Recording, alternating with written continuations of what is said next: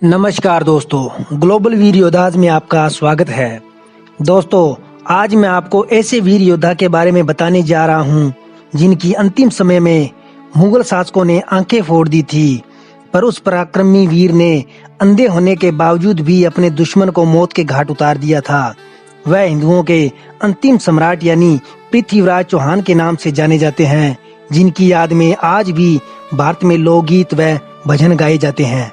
महान शासक पृथ्वीराज चौहान का जन्म 1 जनवरी 1166 ईस्वी में अजमेर के राजा सोमेश्वर राजघराने में माता कपूर देवी की कोख से गुजरात राज्य में हुआ।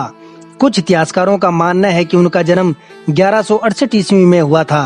पृथ्वीराज चौहान की बहादुरी और कारनामों की पहले ही भविष्यवाणी हो चुकी थी कि एक दिन ये बालक बड़ा होकर दुश्मनों पर विजय प्राप्त करेगा और हिंदुस्तान के लिए उगता हुआ सूरज साबित होगा। पृथ्वीराज चौहान जब 5 वर्ष के थे तब इनके पिता गुजरात छोड़ अजमेर में आ गए थे और अपने पूर्वजों का राज सिंहासन संभाला। 11 वर्ष की आयु में इनका पहला विवाह पत्नी जम्बावती, जो कि मंडोर के राजा नाहर की पुत्री थी, के साथ हुआ।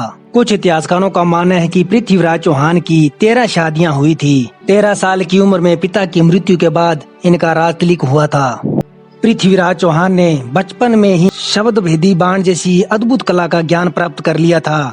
इसका मतलब कि मात्र आवाज सुनकर लक्ष्य को भेदना था। सबसे पहले पृथ्वीराज चौहान ने अपनी सेना को मजबूत किया, जिसमें 3 लाख के करीब सैनिक थे, जिनमें 300 से ज्यादा हाथी व 1 लाख के करीब घोड़सवार थे।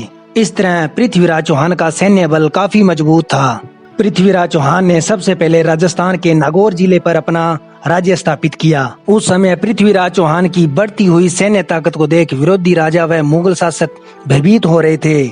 उस समय मुगल शासक मोहम्मद गोरी भारत पर तेजी से इस्लाम का विस्तार कर रहा था। अब उसकी नजर दिल्ली पर टिकी थी। उसको पता था कि हिंदुस्तान पर कब्जा करने के लिए सबसे पहले दिल्ली पर कब्जा करना होगा।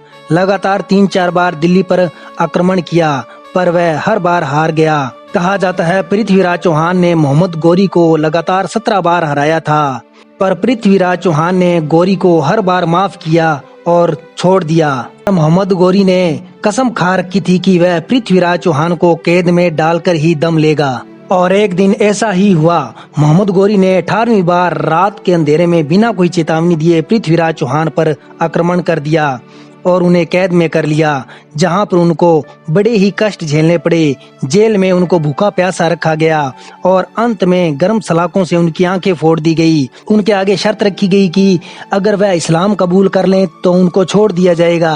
आंखें फोड़ देने के बाद भी पृथ्वीराज चौहान हौसला नहीं हारे और अपने निश्चय पर अटल रहे। जेल में होने के बावजूद भी वह अपने मित्र चंद्रबदाई के सहयोग से मोहम्मद गोरी को खत्म करने की योजना बनाने लगे। अगले दिन पृथ्वीराज चौहान व उनके मित्र को प्रजा के सामने मौत की सजा दी जानी थी। जब पृथ्वीराज चौहान को सजा से पहले उनकी आखिरी इच्छा पूछी गई तो उन्होंने कहा कि उनके पास एक ऐसी कला है जिसके प्रयोग से वह अंधे होने के बावजूद भी अपने लक्ष्य को भेद सकते हैं। मोहम्मद गोरी ने पृथ्वीराज चौहान की इस कला के बारे में काफी कुछ सुन रखा था, इसलिए वो भी देखना चाहता था और इसकी इजाजत भी दे दी।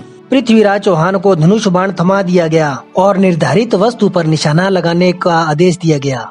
तभी पृथ्वीराज चौहान के मित्र चंद्रबदाई ने एक दोहे के माध्यम से मोहम्मद गोरी के बैठने की दिशा कुछ इस तरह बताई। 4 बांस 24 गज, अंगुल अष्ट परमाण, ता ऊपर सुल्तान है, मत चूके चौहान। इस दोहे द्वारा बताया गया कि गोरी कहाँ कौन सी दिशा में कितनी ऊंचाई पर बैठा है। बस फिर क्या था, शब्द भेदी बाण के माहिर पृथ्वीराज चौहान ने तीर छोड़ा और सीधा मोहम्मद गोरी के सीने के पार हो गया, जिससे मौके पर उसकी मृत्यु हो गई। कहा जाता है मोहम्मद गोरी को मारने के बाद मुगलों की क्रूरताओं से बचने के लिए पृथ्वीराज चौहान व उनके मित्र चंद्रबदाई ने आपस में एक दूसरे को मार डाला।